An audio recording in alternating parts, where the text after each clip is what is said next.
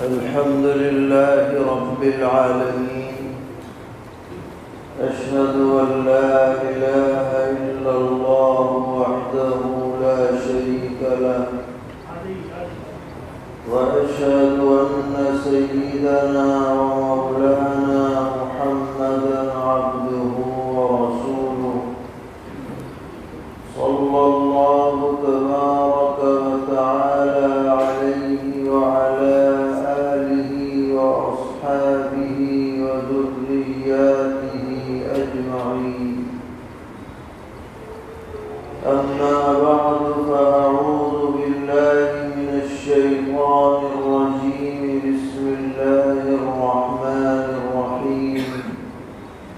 ومن يبتغ غير الإسلام دينا فلن يقبل منه وهو في الآخرة من الخاسرين. صدق الله مولانا العلي العظيم. معزز علماء کرام، ذمہ داران مدارس، خدام دین و ملت، اللہ تبارک و تعالی نے ہمیں جو دین عطا فرمایا ہے اس کا مدار کسی انسانی کاوش پر نہیں ہے۔ ایسا نہیں ہے کہ چند لوگوں نے مل کر کچھ بات طے کر لی ہو یا کچھ رسومات مقرر کر لی ہوں اور ان پر دین کا لیبل لگا کر چلا دیا جائے، بلکہ اسلام کے سبھی عقائد و نظریات اور بنیادی اعمال سب قرآن و سنت سے ماخوذ ہیں اور اللہ تبارک و تعالی کی طرف سے مقرر شدہ ہے۔ جس عقیدے اور نظریے اور عمل کی نسبت اللہ تبارک و تعالی اور رسول اکرم صلی اللہ تعالی علیہ وسلم کی طرف نہ کی جا سکے، وہ عقیدہ اور عمل اسلام میں مردود ہے۔ سرور عالم صلی اللہ تعالی علیہ وسلم کا ارشاد ہے: من احدث فی امرنا هذا ما لیس منہ فهو رد۔ جو ہمارے اس دین میں کوئی چیز اپنی طرف سے ایجاد کرے اور اس پر دین کا لیبل لگائے، وہ بالکل مردود ہے، ناقابل اعتبار ہے، چلنے کے قابل نہیں۔ اس تفصیل سے یہ بات معلوم ہو گئی کہ کوئی بھی مسلمان بغیر علم دین کے بحیثیت مسلمان کے دنیا میں زندگی گزار نہیں سکتا۔ اسی لیے نبی اکرم علیہ السلام کا ارشاد ہے: طلب العلم فریضۃ علی کل مسلم۔ علم دین کی طلب ہر مسلمان پر فرض ہے، کیونکہ بغیر علم کے نہ آدمی نماز پڑھ سکتا ہے، نہ روزہ رکھ سکتا ہے، نہ زکوٰۃ دے سکتا ہے، نہ حج کے ارکان و مناسک ادا کر سکتا ہے، نہ اپنے حقوق بجا لا سکتا ہے، نہ اپنی ذمہ داریاں انجام دے سکتا ہے۔ دیگر لوگوں کے لیے بہت ممکن ہے کہ اپنے مذہب کی باتیں نہ جاننے کے باوجود وہ اپنے مذہب پر قائم رہ سکیں، لیکن اسلام کے ماننے والوں کے لیے یہ ممکن نہیں ہے کہ علم دین کے بغیر وہ صحیح معنی میں مسلمان رہ سکے۔ ہاں درجات ہیں، ایک درجے میں ہر مومن ہر مومنہ پر، ہر مسلمان مرد و عورت پر علم دین کا طلب کرنا فرض ہے، بنیادی عقائد کو جاننا۔ اتنے درجے میں قرآن پاک کا جاننا کہ نماز کا فریضہ بجا لا سکے، طہارت کے مسائل، نماز کے مسائل اور دیگر ضروری مسائل کا جاننا یہ فرض ہے۔ پھر اور ایک درجہ فرض کفایہ کا ہے کہ ہماری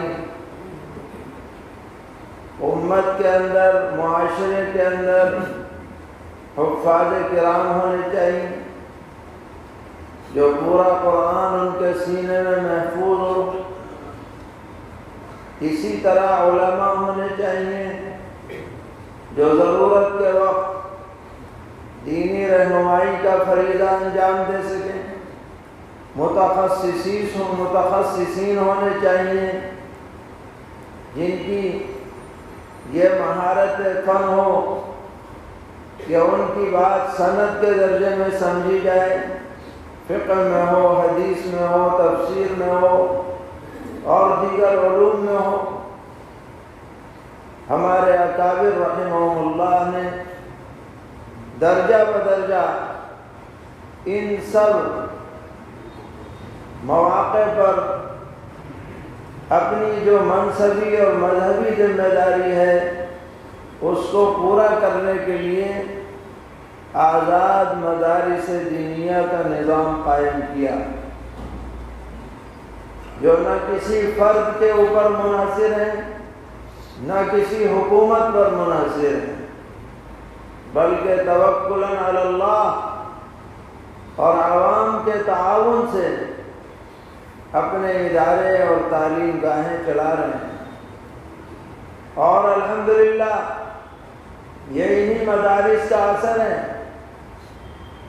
کہ آپ ساری دنیا میں جائزہ لے کر کے دیکھ لیں، معاشرے کے اندر اہل علم کے ساتھ اور علماء دین کے ساتھ عوام کا جو ربط ان مدارس کے ذریعے سے مسلم معاشرے میں قائم ہوا ہے وہ ان علاقوں میں نہیں ہے جہاں اس طرح کے مدارس نہیں پائے جاتے ہیں۔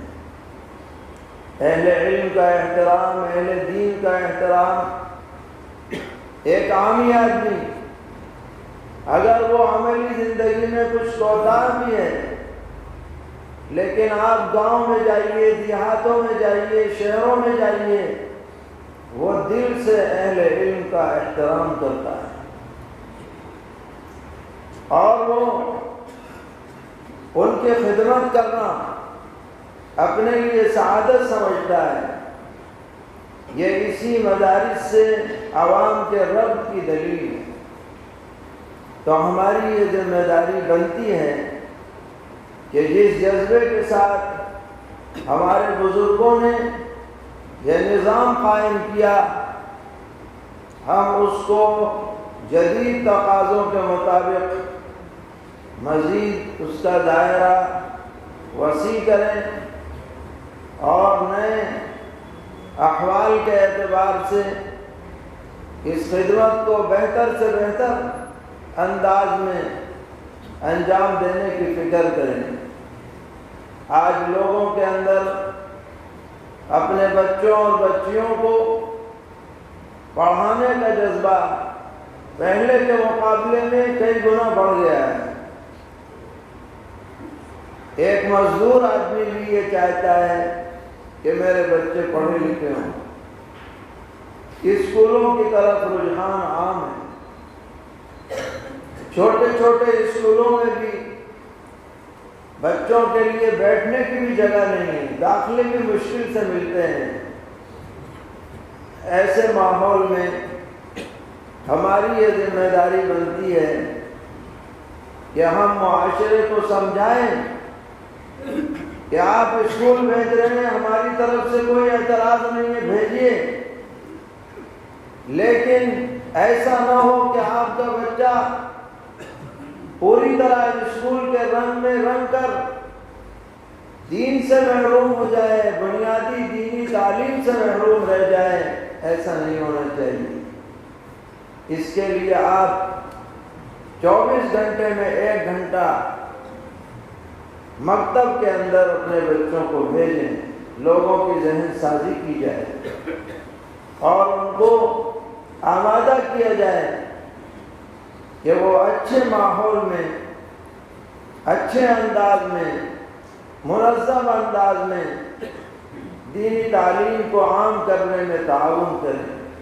آپ کو بتایا گیا ہوگا کہ ایک تصور لوگوں میں یہ تھا کہ بھائی دینی تعلیم کے لیے لوگ خرچ نہیں کرتے، مفت میں پڑھوانا چاہتے ہیں، لیکن جب تجربہ ہوا اور محنت کی گئی اور ذہن سازی کی گئی اور ایک اچھا نظام پیش کیا گیا تو لوگ دل و جان سے تیار ہو گئے اور ایک اعتماد اور اطمینان کی فضا قائم ہوئی۔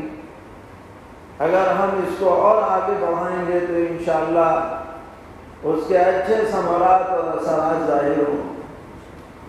آپ حضرات اچھی طرح جانتے ہیں کہ ظاہر کا اثر باطن پر پڑتا ہے، ظاہر کا اثر باطن پر پڑتا ہے۔ ظاہر کو کبھی نظر انداز نہیں کرنا ہے۔